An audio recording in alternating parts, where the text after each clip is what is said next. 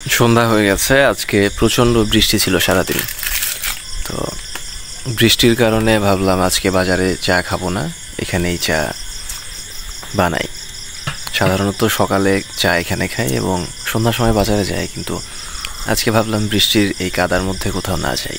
বৃষ্টির কারণে মোটামুটি সব কিছু ভেজা ভেজা, এই কারণে অনেক ধোঁয়া হচ্ছে।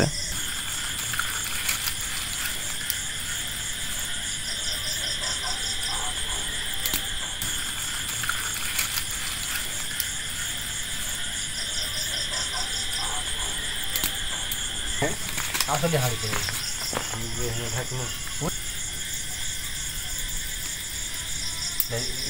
কেন লাই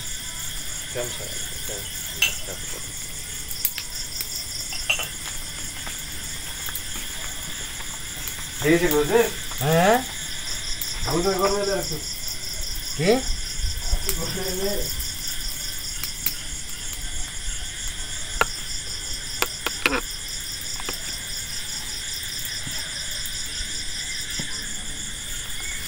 ঐতিহ্যবাহী লাল চা।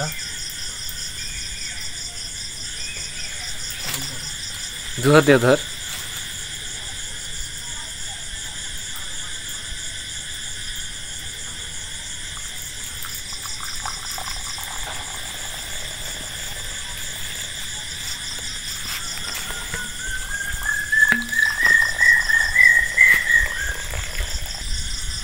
তারপরে দেখুন